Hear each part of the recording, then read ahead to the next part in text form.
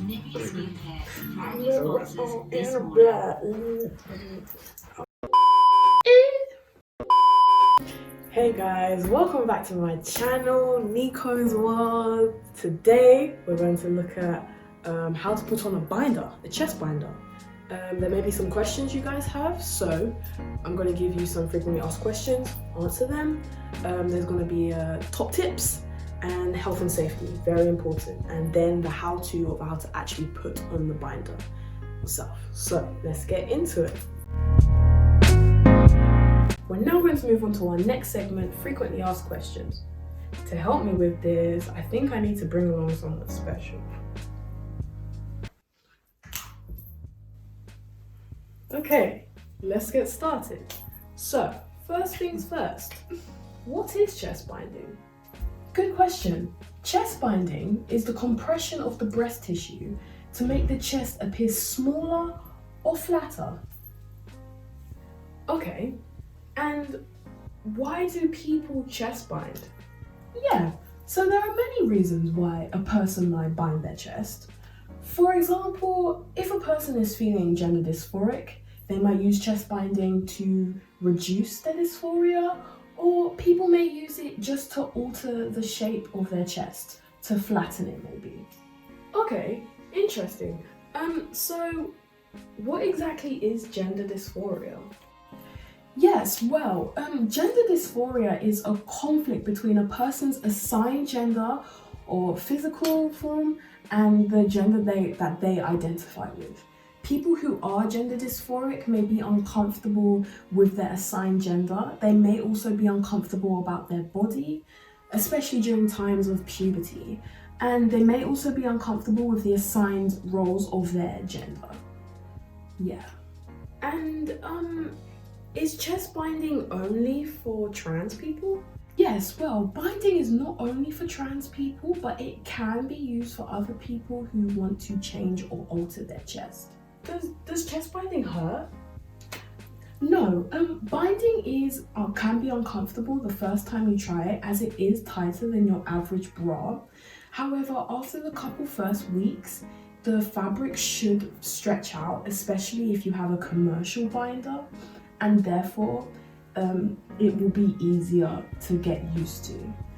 If your binder is so uncomfortable that you are unable to breathe, this probably means that you have a too big a size, and therefore you should probably change that, as having a binder that is too small can actually have negative effects on your health. However, we will talk more about this in the health and safety segment. Are there different types of chest binding? Yeah, there are different materials that can be used for binding. For example, a commercial binder like the one that I have here. You've also got sports bras, which can be used to create the illusion of a flatter chest, as well as athletic compression clothing that can be used. The layering of shirts can be used. And also, yeah, that's it. All the sources that I have used to collate this information will be in the description below. But now we're going to move on to the next segment, health and safety.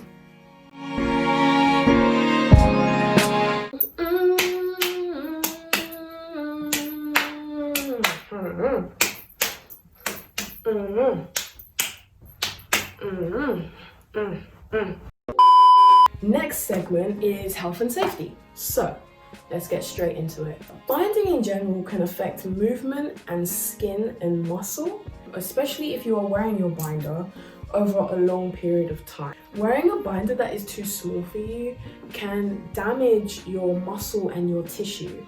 It can restrict movement and even restrict breathing, which is not a good thing. Negative symptoms of wearing a binder can include itchiness, skin tenderness, abdomen, muscle, chest and back pain. Mom! Individuals who wear their binders more frequently are more likely to experience more negative symptoms. It may seem like there are a lot of negative symptoms, but there are risks with everything that you do. And therefore, I would always say to listen to your body and make sure that you are using your binder responsibly and effectively. Now, let's move on to my top tips for wearing a binder. First tip, never wear your binder for more than 8 hours. So no. Never wear your binder for more than 8. They say 8 to 12, but I am no professional, but. Second tip, remember to take daily breaks within the day. Taking off your binder for an hour just to rest your body is always a good idea, because that restriction can cause an increase in the risk of these negative symptoms that I talked about before.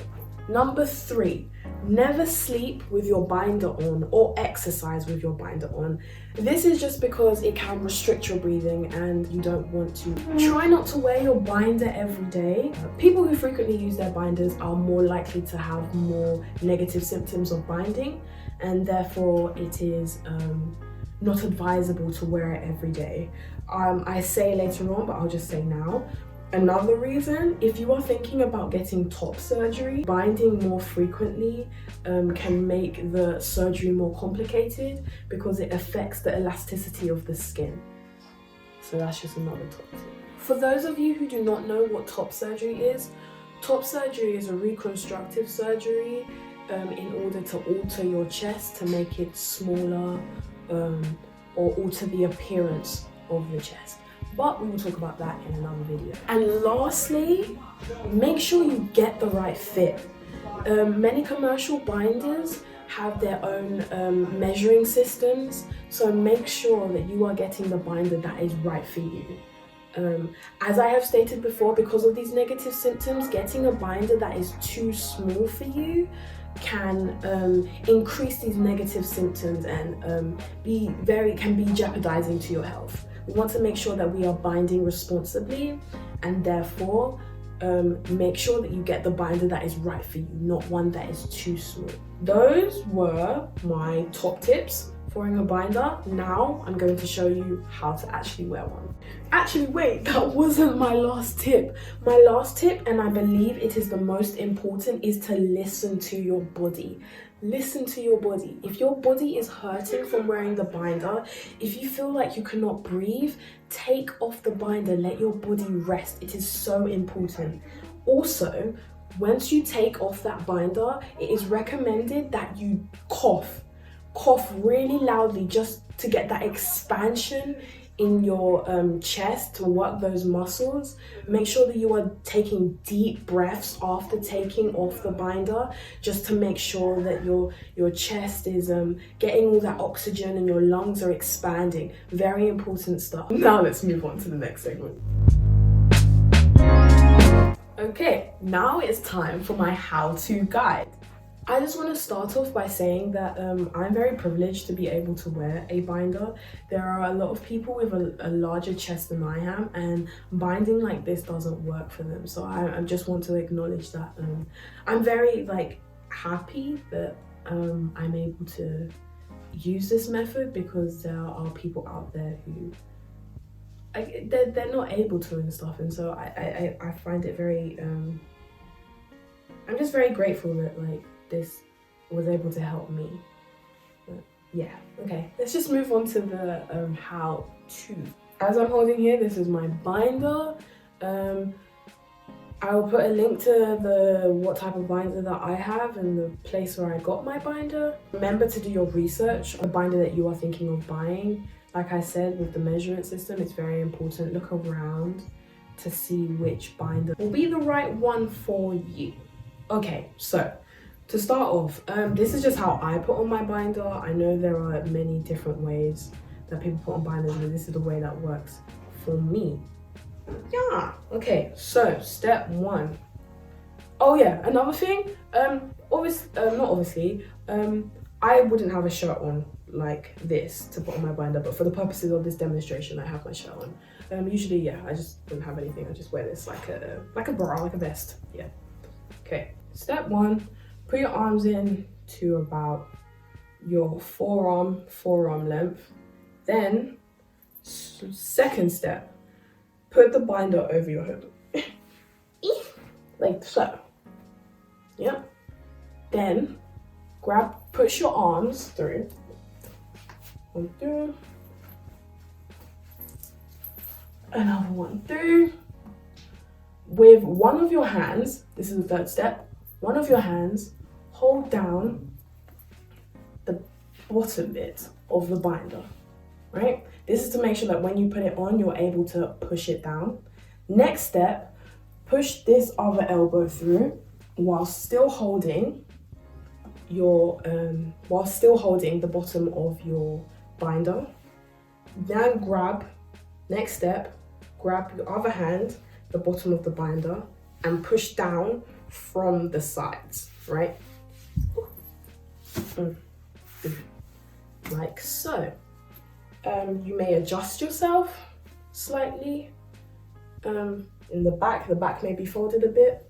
Just push it back, like so, and the binder is on in place. Fiddle around to find an area that is good for you. But yeah, you can see here, look, I'm looking like a tomboy. It just very sassy. Little shape.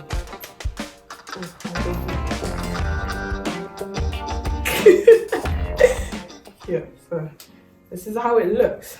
Okay, can't see, it's a bit flatter. Man's feeling a bit. Them ones there. Yeah, okay. Now I'm going to show you how to take it off. Step 1.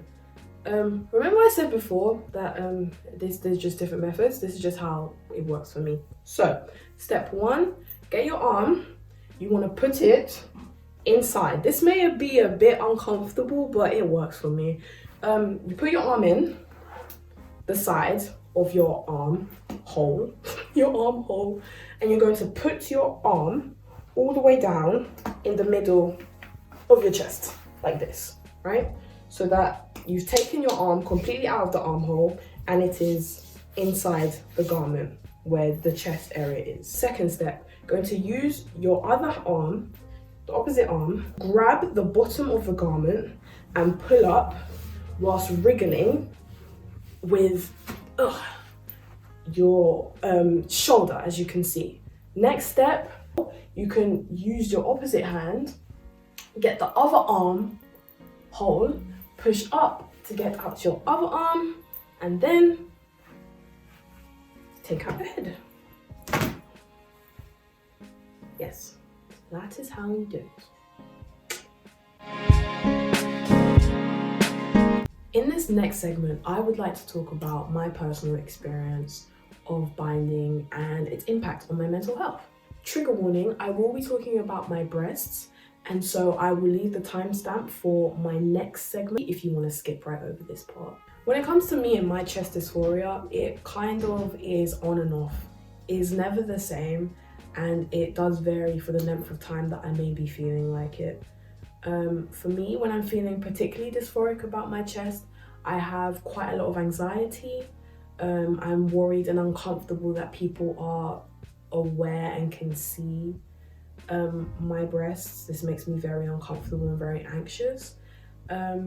Another instance is, say if I'm wearing a bra and I'm feeling particularly dysphoric, it can, wearing the bra makes me very aware of my breasts and makes me very uncomfortable. Because of the lockdown, I came home from university to stay with my parents, and the environment change I don't think was very good for my dysphoria. And so because of this, because I knew that this would be the case, I decided to buy my first binder, which is the one I showed you earlier. Yeah, and I would definitely say that having the binder, especially when I wore it for the first time, I was so elated, I was so happy just seeing what it looked like, seeing my chest flatter. It helped me. I was much happier than I had been. I felt like I was more confident in myself because I had the chest binder, and generally just feeling more like myself when I had the chest binder on. So there's definitely positive effects to wearing the chest binder. But this is just my experience of wearing it.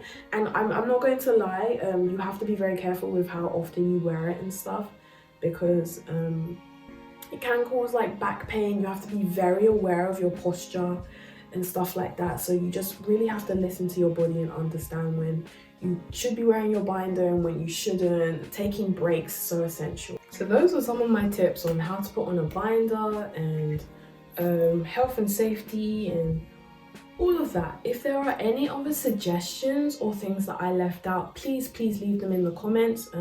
I wouldn't want anyone to, you know, not have some information that I didn't put in the video. So if there are any things that help you, please put them in below. If I missed out anything, let me know. Another thing, please leave suggestions on how I can make my channel more accessible. I'm going to try and make sure that my captions for each of my videos come out the day after the video has been uploaded. If there's anything else that can help in terms of accessibility, like I said, leave it in the comments below. I would love to make my channel more accessible. Yeah, that's it. Like, comment, subscribe. Please share with other people that you may think this may be helpful with. If even, you know, you don't want a binder but you were curious about what it is, share with other people. Let's educate the world. Okay, thank you guys.